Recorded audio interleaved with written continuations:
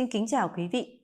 Kim ngạch xuất khẩu cá ngừ tháng 3 năm 2023 đạt hơn 72 triệu đô, giảm 31% so với cùng kỳ năm trước. Tính lũy kế 3 tháng đầu năm 2023, xuất khẩu cá ngừ đạt hơn 180 triệu, giảm 30% so với quý 1 năm 2022. Các doanh nghiệp xuất khẩu cá ngừ của Việt Nam mặc dù đã nỗ lực mở rộng xuất khẩu sang các thị trường nhỏ, nhưng lượng tăng không đủ bù đắp.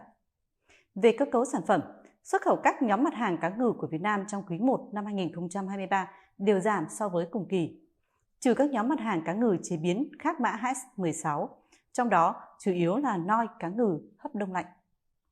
Kim ngạch xuất khẩu nhóm mặt hàng cá ngừ chế biến khác mã HS16 trong quý 1 năm 2023 tăng tới 44% so với cùng kỳ. Về thị trường, tính đến hết tháng 3 năm 2023, cá ngừ của Việt Nam đã xuất khẩu sang được hơn 85 thị trường trên thế giới, trong đó Mỹ, Israel, Nhật Bản, Đức, Hà Lan và Thái Lan là 6 thị trường đơn lẻ nhập khẩu nhiều nhất cá ngừ của Việt Nam, chiếm 60% tổng kim ngạch xuất khẩu trong 3 tháng đầu năm 2023.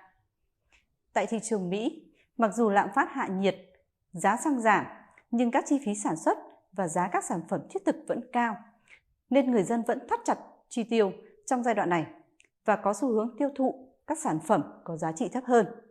Tính đến hết tháng 3 năm 2023, xuất khẩu cá ngừ sang Mỹ đạt 64 triệu đô, giảm 53% so với cùng kỳ năm 2022.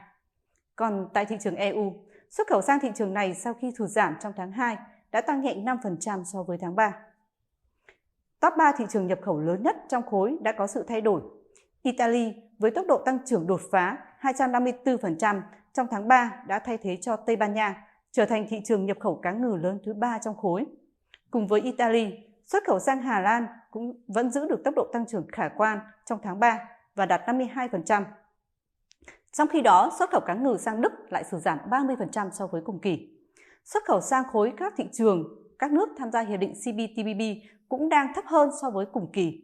Mặc dù xuất khẩu sang Nhật Bản và Mexico vẫn tiếp tục tăng trưởng trong tháng 3, nhưng xuất khẩu sang Canada vẫn tiếp tục giảm sâu. Chính vì thế, tính đến hết tháng 3, xuất khẩu cá ngừ sang khối thị trường CPTPP vẫn giảm 14% và chỉ đạt hơn 26 triệu đô. Trong khi xuất khẩu sang các thị trường truyền thống như Mỹ, Canada thì giảm, thì xuất khẩu sang các thị trường nhỏ lẻ như Hàn Quốc, Peru, Anh, Trung Quốc và Hồng Kông lại tăng mạnh. Hiện nay, giá cá ngừ nguyên liệu trên thế giới tăng cao lên mức đỉnh, kéo theo giá cá ngừ trong nước tăng. Điều này đang khiến cho các doanh nghiệp gặp nhiều khó khăn hơn. Bên cạnh đó, lượng tồn kho tại một số thị trường lớn như các nước EU vẫn đang ở mức cao, có thể kéo dài từ 2 đến 3 tháng tới.